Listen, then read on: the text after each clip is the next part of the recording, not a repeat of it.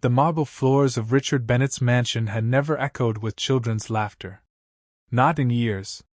Once, he had dreamed his home would be filled with joy. But after the car accident that left his only daughter, Lily, unable to walk, silence had become the norm. Richard was a man people envied, a self-made millionaire, owner of a booming tech company. But inside his home, money couldn't buy what he craved the most: his daughter's happiness. One rainy afternoon, Richard returned home earlier than expected. He loosened his tie, exhaustion weighing on him, when he heard something unusual. Laughter.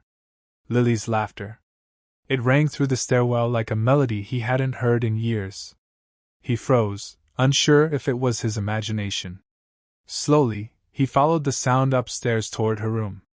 The door was slightly open. He pushed it, and what he saw made his breath catch. Lily was sitting in her wheelchair, her hands raised in the air as Maria, the young maid, twirled her around the room. Maria wasn't just dusting or tidying, she was dancing. She spun with exaggerated steps, humming a song, while Lily giggled so hard she could barely breathe. For the first time in years, Richard saw joy on his daughter's face. He stood in the doorway, hidden, his throat tight. He hadn't been able to make her smile like that since the accident. Doctors, therapists, expensive toys, nothing worked. Yet here was Maria, with no medical degree, no riches, just kindness, and she was succeeding where he had failed.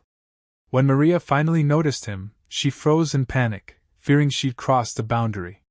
"Sir, I'm sorry," she stammered. "I didn't mean to." But before she could finish, Lily interrupted. "Daddy! Look! Maria taught me how to dance again, even in my chair!" The words shattered something inside Richard.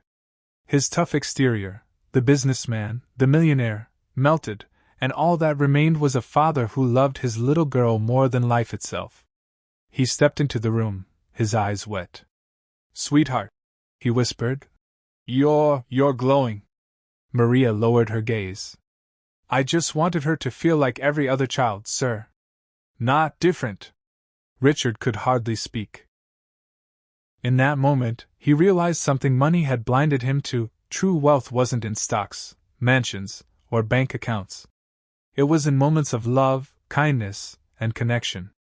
From that day forward, Maria wasn't just a maid. She became family. She and Lily shared afternoons filled with music, dancing, and laughter that carried through every corner of the house. And Richard? He stopped working late every night. He joined them sometimes, awkwardly shuffling through the steps, making his daughter laugh even harder. Months later, at Lily's school talent show, she insisted on performing. Parents whispered when they saw a girl in a wheelchair being rolled onto the stage. But the music started, and Lily began to spin her chair with grace, Maria dancing at her side. The audience was silent at first, then erupted in cheers. Richard stood in the back, tears streaming, his heart fuller than it had ever been. That night, he hugged Maria and said words he never thought he'd say to an employee. "You didn't just help my daughter, you saved me too." Message. Sometimes, the greatest wealth isn't found in what we earn, but in the joy we bring to others. A small act of kindness can heal wounds deeper than money ever could. After the school performance, Lily's dance went viral on social media. Millions watched in awe. A little girl in a wheelchair, dancing with such grace. Comments poured in. "She's an inspiration to the world. The real hero is the maid who gave her back her smile." For the first time, Richard realized, his daughter wasn't just his source of joy, she was becoming a light for others too. One evening, Richard finally asked Maria, "How did you do it? Not just dancing, but giving her hope."